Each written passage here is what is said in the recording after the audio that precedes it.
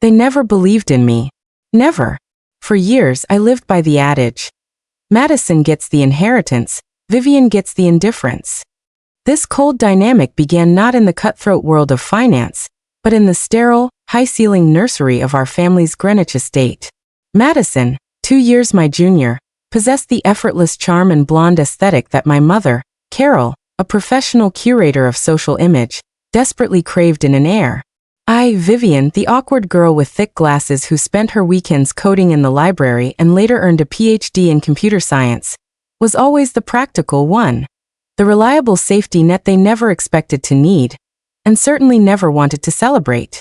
While Maddie was whisked off to equestrian lessons and shopping sprees, I was quietly pushed into the rigorous academic path, often hearing, Maddie is the artist, Viv. You need to focus on something stable. That stability was not a gift. It was a cage built from their low expectations of my social value. 5 years ago, when I made the gut-wrenching decision to leave my lucrative, if soul-crushing, job as a data scientist at a major tech firm in Silicon Valley, it was the ultimate betrayal of their stability mandate. I walked away from a $300,000 salary and benefits to launch Solstice Health, my ambitious health tech startup aimed at revolutionizing decentralized medical records using secure ledger technology. The venture was brilliant, complex, and demanded total commitment. As is often the case with deep tech, the capital burn rate in the early days was astronomical. I was pouring every spare dime into development, server time, and patent filing. I hit rock bottom in a way no one in my affluent family could comprehend. I was sleeping on a worn-out air mattress in a windowless sublet in Oakland. The constant hum of the BART trains my lullaby. I survived on a diet of instant ramen and sheer willpower, working 100-hour weeks. During that period of intense scarcity, I had to accept government assistance. Specifically, I relied on the Supplemental Nutrition Assistance Program, or SNAP, what my family derisively called food stamps, to keep my body functioning while I wrestled with the algorithms. The shame of swiping that EBT card at the grocery store, a PhD in my pocket, yet dependent on welfare, was a heavy, suffocating blanket. It was during this desperate financial trough that I made one final, pleading call to my parents. I wasn't asking for investment. I was asking for a small, 2-month bridge loan, $5,000, to keep my health insurance active and cover a crucial server upgrade before a major pitch. Richard, my father, a retired commodities broker who measured human worth in margin accounts, paused for a cruel, calculated moment. His voice, usually booming with false bonhomie, was flat and final. Vivian, we fund success, not charity cases. If you can't manage $5,000, you're clearly not ready to run a business. Maybe try working for someone else. That was the moment the emotional cord snapped. I didn't hang up. I listened to his dismissal until the end, realizing that my only true support system was the government program Maddie would later mock. Maddie found out about the SNAP card through a thinly veiled passive-aggressive query to my mother. A classic Maddie intelligence operation. She never let it go. For 5 years, the food stamps were her favorite subject, a toxic, insidious joke designed to puncture the hard-won pride of my ambition. Every email, every text, every dinner had a subtle, venomous undertone. Is the food you're eating paid for, Viv? Or must be nice not having to budget for groceries?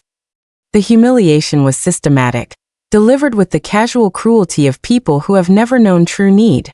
This year, Thanksgiving felt particularly heavy, and I knew it was time for the curtain to fall. Solstice Health had just closed its massive Series C funding round. The numbers were staggering.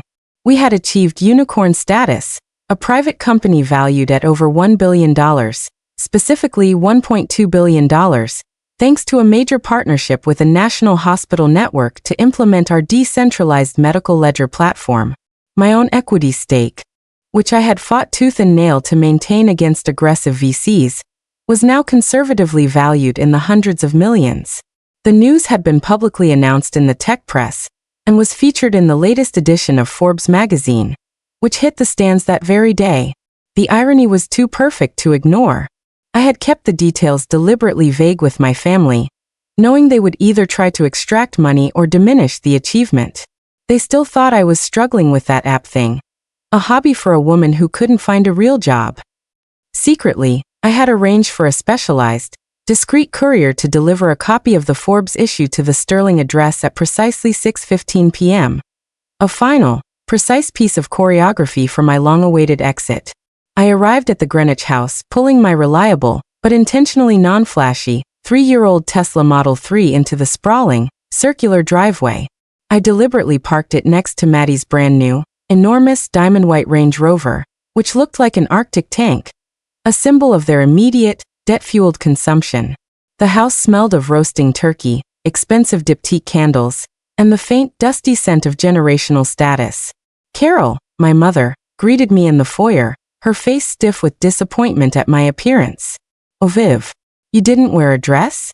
Maddie got the most stunning emerald silk sheath. "You always dress like you're going to an engineering convention. Can't you lighten up?" Her critique was the usual appetizer before the main course of familial contempt.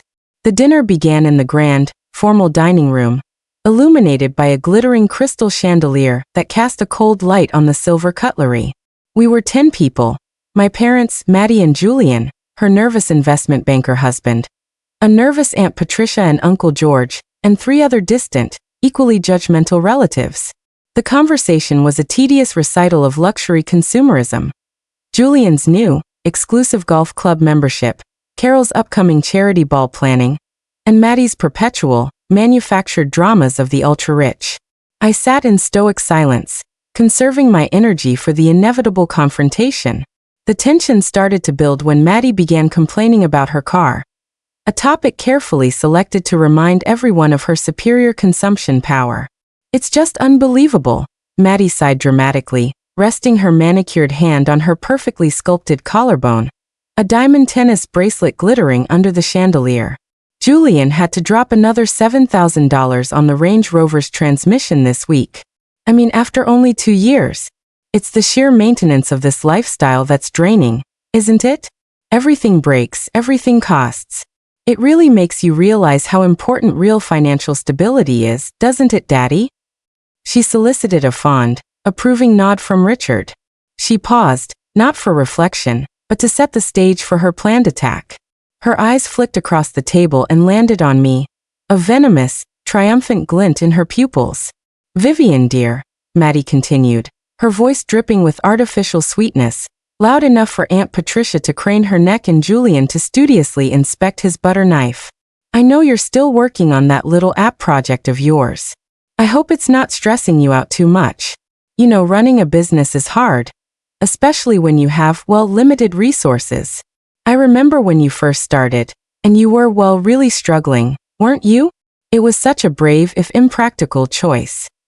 My heart, which I had trained for years to be a cold, steady machine, gave a dull thud, the final bell before the fight. This was it. The moment she would strike with the most shameful detail she had.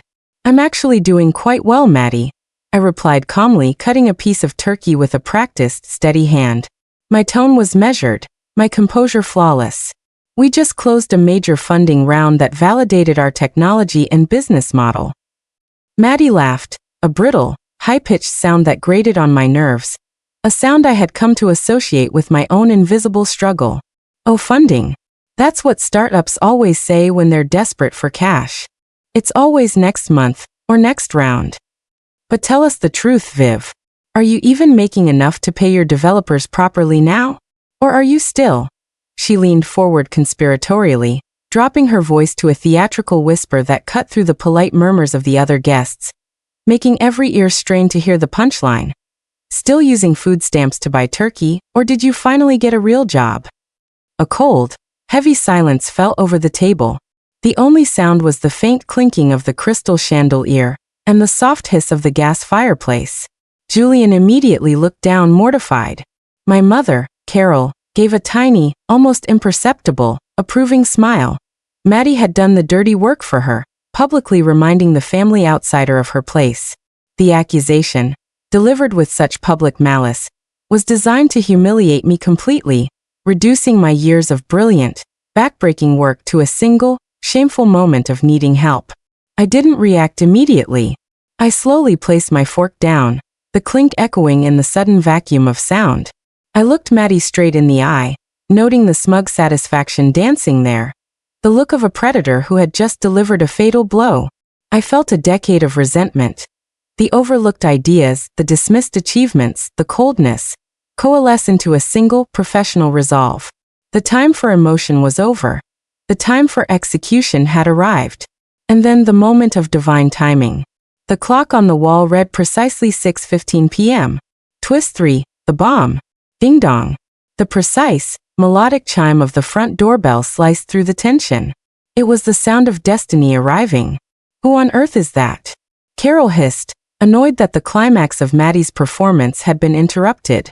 It must be a delivery mistake. Richard, go see. Hurry. My father, annoyed, pushed himself up from the table, adjusting his tie. He returned moments later, holding a small, flat, glossy cardboard envelope from a premium delivery service. It's a special delivery marked urgent, Dr. Sterling. Carol, I think your address was used by mistake. He handed it to me across the table, his fingers brushing mine. I took the envelope, feeling the satisfying, familiar weight of the thick magazine inside. I didn't open it right away. My eyes remained locked on Maddie, whose expression had shifted from triumphant smugness to impatient curiosity.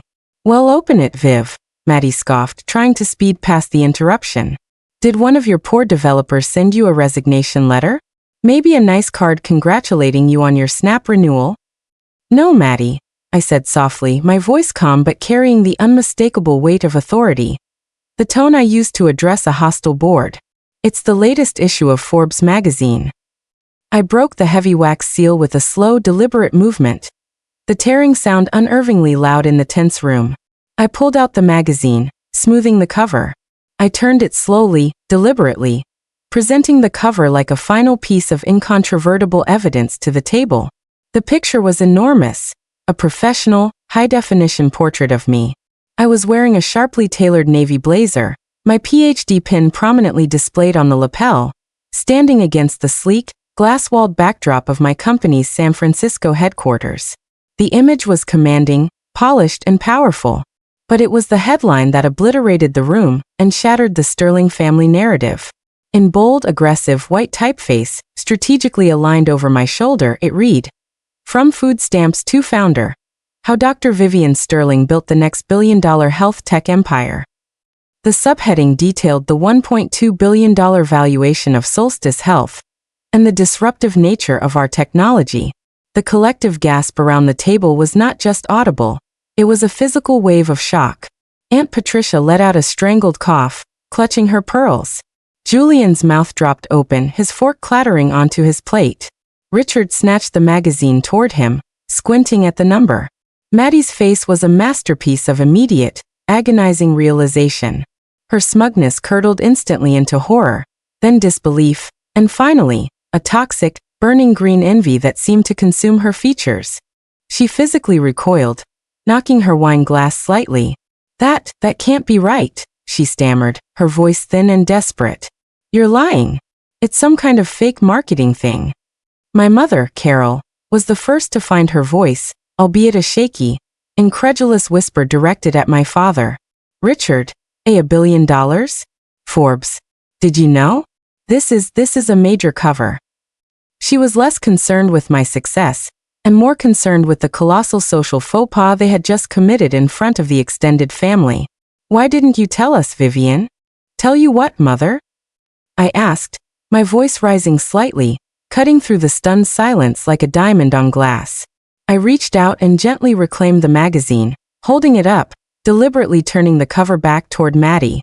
"That the woman you just publicly humiliated for needing to use government assistance 5 years ago is now the CEO of a company valued at $1,200 million? That the charity case your husband refused to give $5,000 to, the daughter you dismissed as too stable and messy, is now capable of writing a check that could buy this entire development, including Maddie's Range Rover, twice over, and still be a millionaire."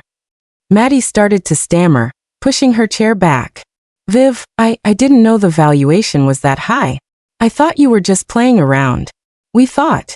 "Oh, but you did know the important part, Maddie," I interrupted, cutting her off with the sharp, surgical precision of a lead analyst during a hostile takeover. "You knew I was struggling.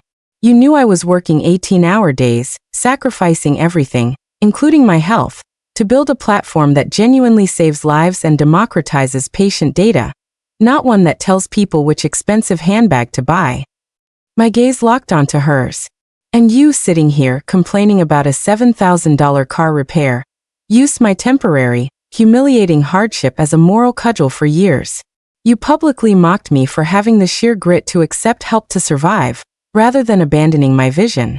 You and this family taught me that money is the only language you truly respect. I stood up, pushing my heavy dining chair back slowly, the sound echoing the finality of my decision. The perfect Thanksgiving dinner was ruined, replaced by a devastating reality check. Do you know why I had to use Snap, Maddie? It wasn't because I was incompetent. It was because the $5,000 I requested from you was not for frivolous spending. It was for 2 months of health insurance and a crucial server upgrade. Every penny I had, every single dollar, went into building Solstice Health to be what it is today.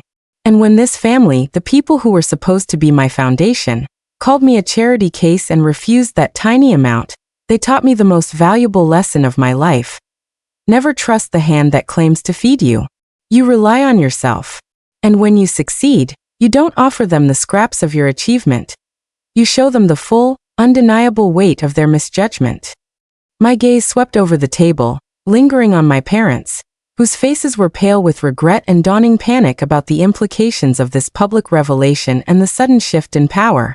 The money they had assumed would always be Maddie's inheritance now looked pitiful compared to my earned fortune.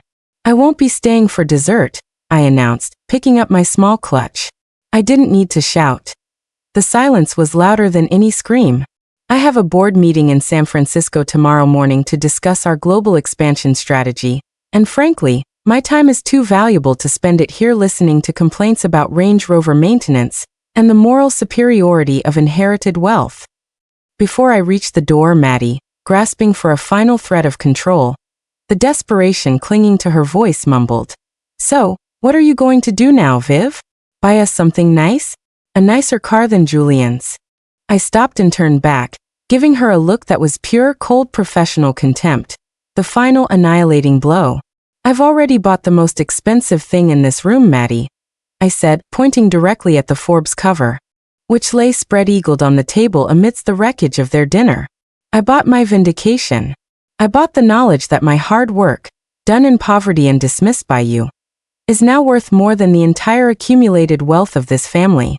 And unlike your Range Rover, it won't depreciate. You wanted a conversation about financial stability? Here it is."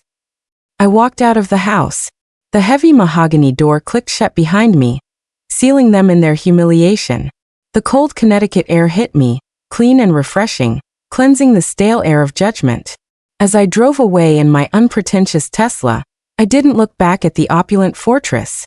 I knew that the Sterling family hierarchy had just irrevocably collapsed, and the noise it made was the sweet, final chime of victory. I never needed their acceptance, only their attention, and I had finally bought it, with the currency of absolute, undeniable success.